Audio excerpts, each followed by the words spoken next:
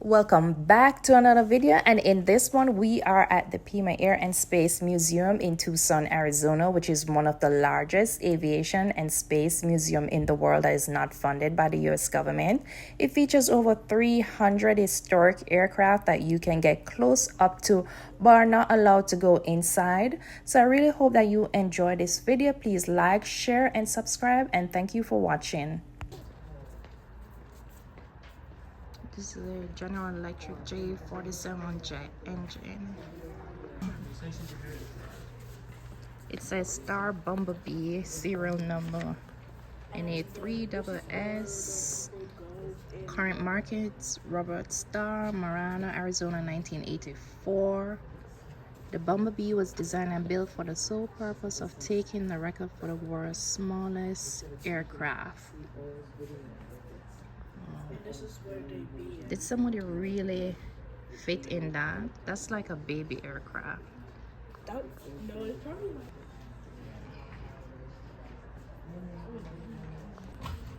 And this is the tail gunner's compartment, Boeing B-52D.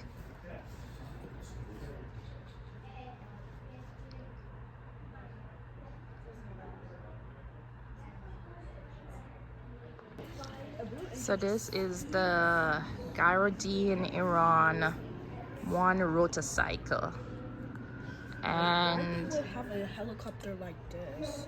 yeah, it's just, they call it a rotorcycle, and said it was a one-man helicopter that didn't make it past the test and development stage. This is a Fighting Squadron 10. It's beautiful.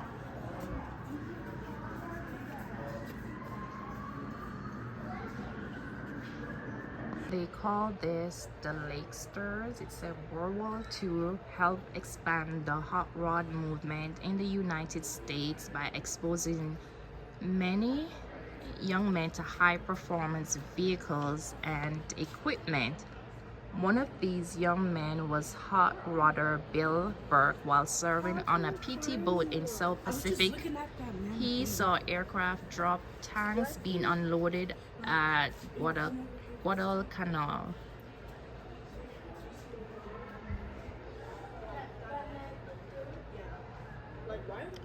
So these are called Lakesters. They're like some small, kind of look like small race carts.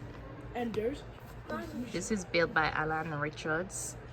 And this is the Grumman F-14A Tomcat, and it was made famous by the movie Top Gun.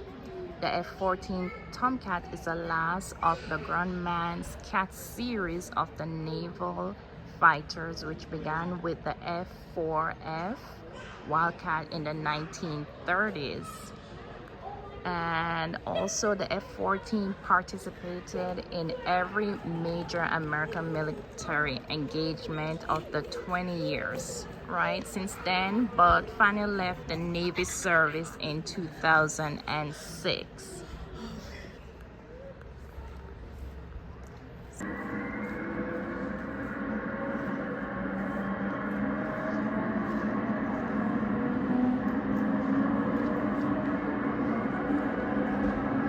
So this model was developed in the 1990s, and it said here that it was commonly known as 227, was a workhorse for AFRC and supported operations Northern Watch, Southern Watch, and training missions in South America. What took you so long? Ever going outside? Then this is my glasses. This is mine.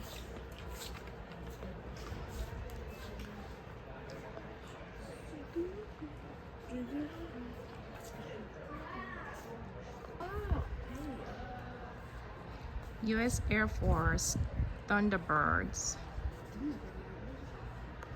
Oh, stop. And they have different flags here, but surprisingly it says Jamaica It says Jamaica right there, so that may have been the flag back then, because I know now it's gold, green, and black.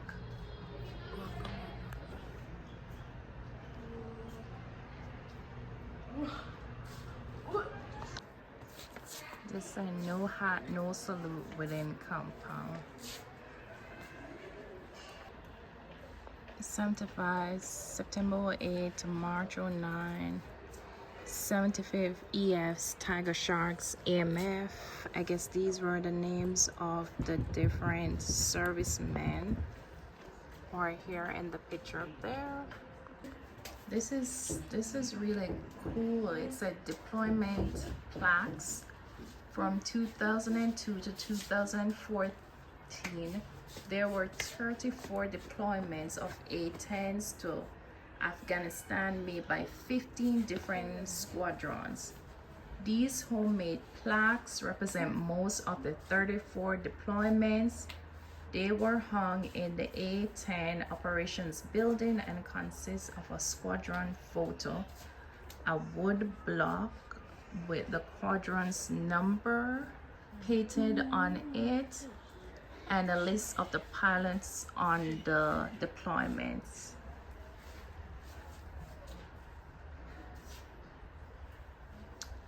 The Surrey Rainman Hunter, Tim Shaft Eddins.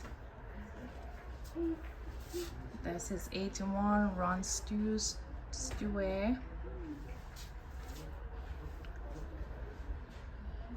These are name tags of all those A-10 pilots. There's so many of them.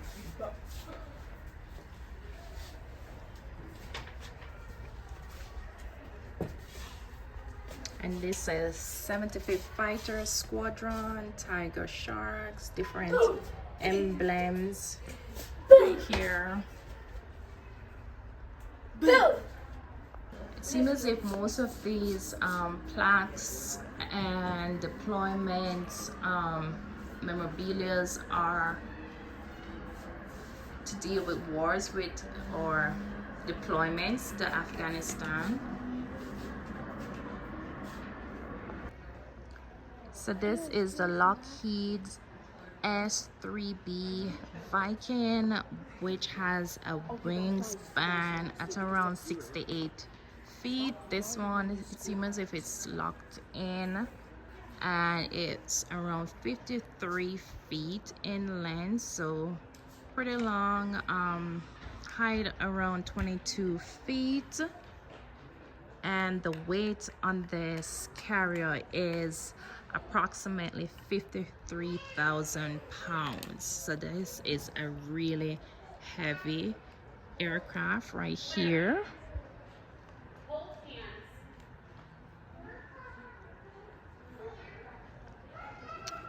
And it says here that the Viking was designed in the late 1960s to replace the aging S-2 Tracker as the Navy's carrier base fixed-wing anti-submarine aircraft, right? And the first Viking flew in January 1972, and so impressed the Navy that the first production contract was issued only 3 months later.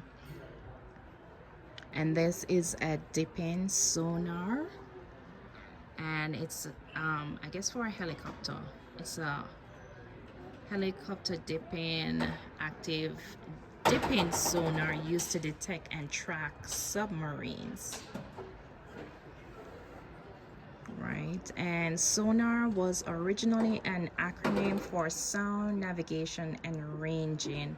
The term was created during World War II as a counterpart to radar.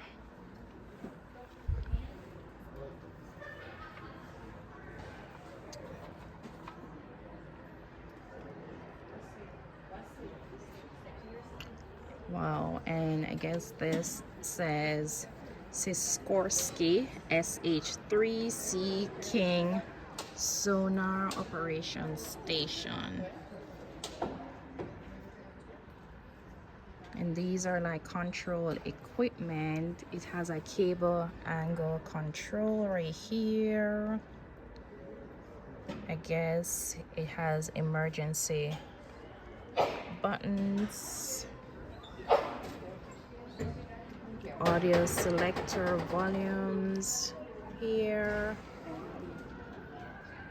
target, just different controls on it. So this Pepsi can commemorates the completion of the very first space shuttle mission with the landing of Space Shuttle Columbia on April 14, 1981 at Edwards Air Force Base in California. And this is a Coca-Cola, and this was first flown into space on the Space Shuttle Challenger on July 29, 1985. The displayed can is a model of the pressurized can developed by the Coca-Cola company for the use in space. Oh, that's unique. And these are all models and crew jackets. Here we have the hats after the moon, and this have so much information on spacecraft, space shuttles, SpaceX, International Space Station, Skylab, Salute, hope I'm pronouncing that correctly. And it's at the Skylab space station. After the cancellation of the final Apollo moon missions, NASA found itself with a surplus of Apollo crews, command modules, rockets, and other equipment without any dedicated missions, and NASA decided to use these resources in their first space station. Here we have UH-60MU Black Hawk helicopter right here, and its length is around the fuselage length is around 50 feet 1 inches, so it's a long aircraft, and its weight is around 24,000 pounds approximately.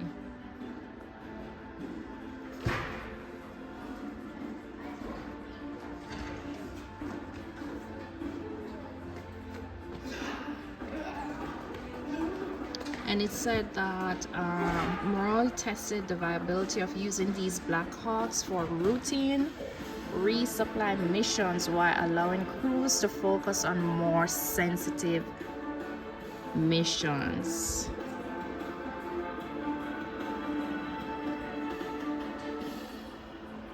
Autonomous flight is the latest frontier in aviation, and Sikorsky Aircraft is bringing exciting capabilities with the success of its manned, unmanned, resupply aerial lifter, more commonly known as Mural, the optionally piloted.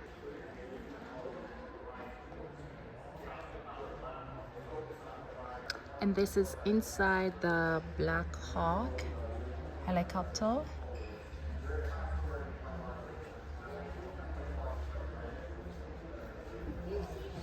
There are the passenger seats right there, and the different gadgets right here.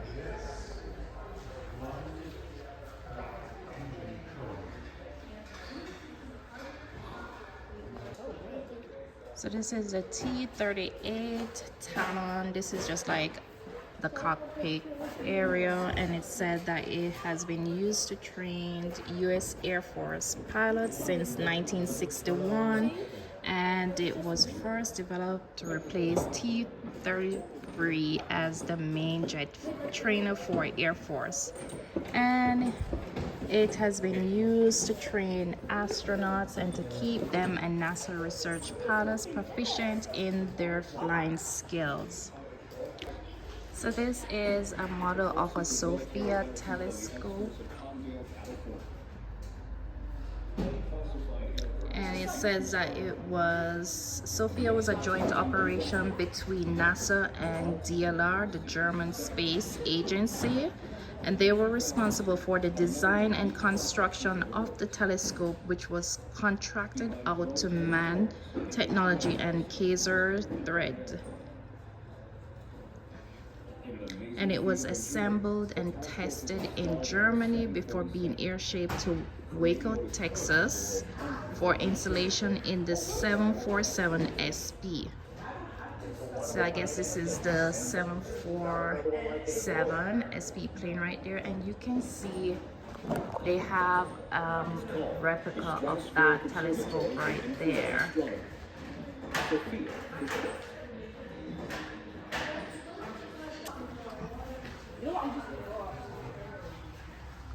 This is absolutely cool, interesting. Wow. Destroy enemy radars. Our Prowler here has...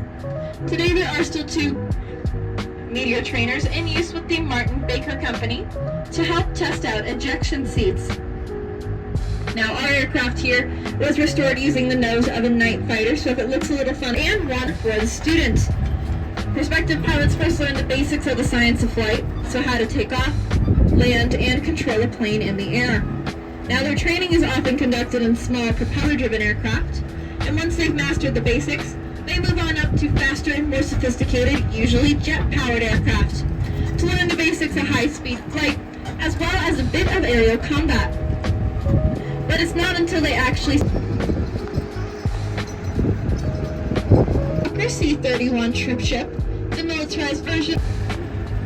Now these are meant to provide transportation to high-ranking military officers and government officials.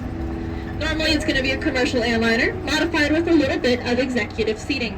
So our first example... Now this one carried Presidents Eisenhower, Kennedy, and both been used to carry United States presidents.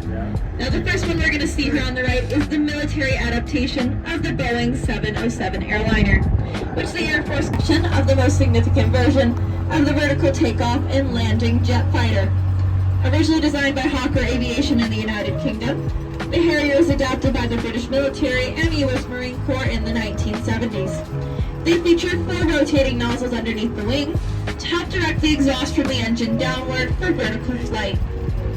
Now the silver aircraft in the middle of the road that we're passing at this moment is one of the experimental Kestrel prototypes. And the other aircraft in this collection were all built in England and served in either the British Royal Navy, Air Force, or with the United States Marine Corps. But the design proved to be much more adaptable than the F-102 or military aircraft. So they sought designs built for what were called seaplanes because airports were not common at the time. So you use lakes, rivers, and oceans as useful substitutes. A baby clipper could hold 15 passengers and 3 crew members.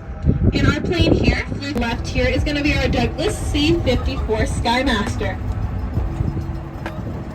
Now these cargo planes are based off the DC-4 airliner, and the first identical aircraft. These are our C-130 Hercules, one of the most popular cargo planes out there. And these cargo planes have been in military and civilian use since the 1950s. And today advanced versions of them are still in production. It's not uncommon to see one of these in the air still. Our green one we're next to here. Now this was built by combining parts from a 377 airliner, an Air Force C-9, a long-range heavy lift capability. It has a distinctive double-deck fuselage and clamshell doors, which allowed for easy loading. Master on our left, we're going to have our aircraft. It's our dark gray plane, that's the Avro Shackleton. And if you look underneath the nose, you're going to see a large radar, which houses the radar antenna. Now this plane's also unique because it uses contra-rotating propellers, meaning that you have 2 propellers sitting in line with each other that rotate in opposite directions. Served in the 1991 Gulf War with Iraq and participated in what was at the time the longest combat mission flown in history. On the first night of the Gulf War in January 1991, this aircraft and several others flew from Barksdale Air Force Base in Louisiana non-stop to Iraq and back, launching cruise missiles at targets near Baghdad. It began flying in 1956 and was the main version of the aircraft used in the Vietnam War. They were painted this way with black on bottom and green camouflage on top, since most of the missions flown over North Vietnam were flown at night. Okay. Wow, look at the engines. So massive. Dreamliner.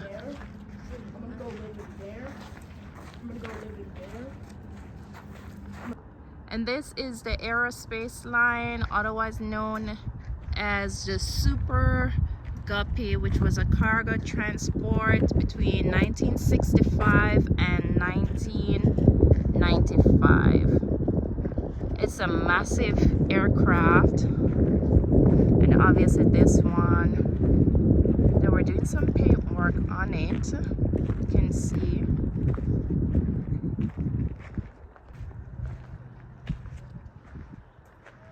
Seems as if they're doing some paint work on them to maintain them.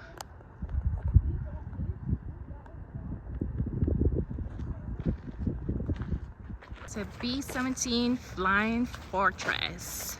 So let's see what's inside there. Whoa, look at this green aircraft right here.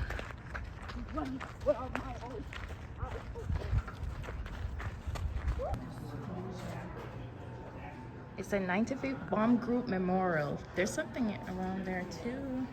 Yeah. And this is a B-17 Fortress. I could probably slide on it.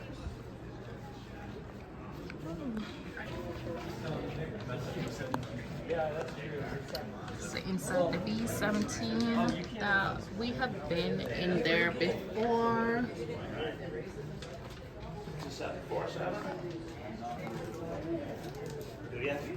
That's pretty good. Spotlight on a painful loss in a Nissan Hut. Oh, so they call these a Nissan Hut. Is that actually a real man? No, that's just like a doll, a mannequin. Oh my god.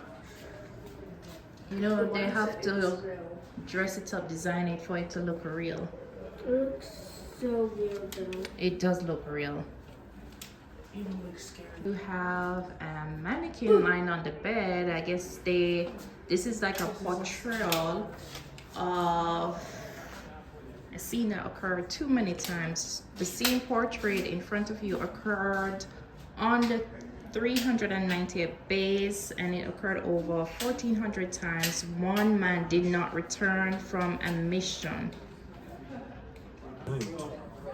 So here they have a video of like an interview with some of the prisoner of war for the 390th Bomb Group veterans. We were losing the war every. So they say what's in a name. Plane names were derived from a variety of sources reflecting themes of life, leadership, and love. And they have the like nose art right here. This one says the Royal Flush. Tail damage to the Royal Flush was the result of bombs dropped by a fellow aircraft in August 1943.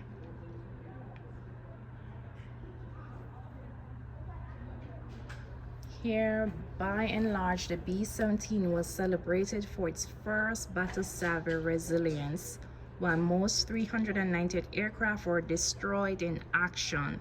17 planes crashed in England or in other liberated areas of the continent.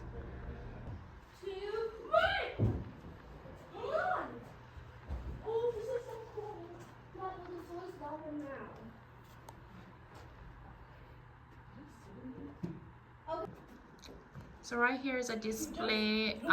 It has a flag, and it's for the 95th Bomb Group Memorial Flag, dedicated to the 642 men who gave their lives while serving in the 95th Bomb Group H, right? Serving for their beloved country, and to all those who cherish freedom throughout the world. So I guess this was the outfit that they wore, and it says 1971 American Airlines, and this is 1978 Frontier Airlines, 1980 Eastern Airlines. This was like a army green and brown skirt, and then that's like 2000 Trans World Airlines. And this was 2000 American Airlines outfit. So I guess this were older, and you have the TWA 1950 uniform, this gray one right here. And beside it in the blue was a 1963 United Airlines. Wow, I like the hats that they had on. I And like the hat. 1968 Banif International Airlines. This was very colorful. 1968 Banif International Airlines. And then here over by in the plaid, you would say 1969 American Airlines by Fashioneer. It doesn't have any. And then here you have the 1970 Continental Airlines. Yeah, that's why. This one is cute, and then it has a little gold chain right there.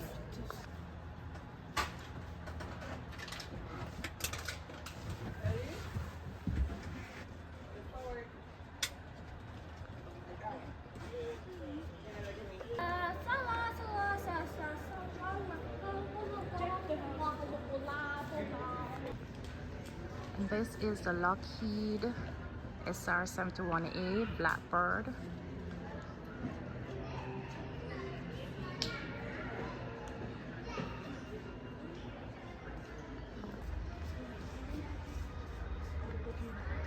And this is a drone that's normally attached at the top of the Blackbird here.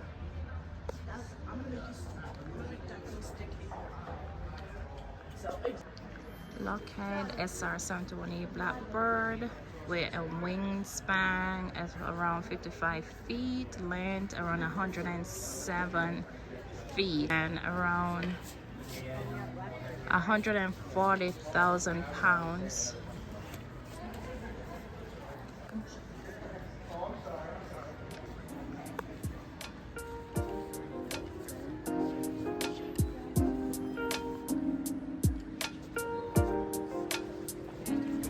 Well, this is the end of our video. I really hope that you enjoyed watching it. Remember, please like, share, subscribe, and thank you so much for watching. Bye for now.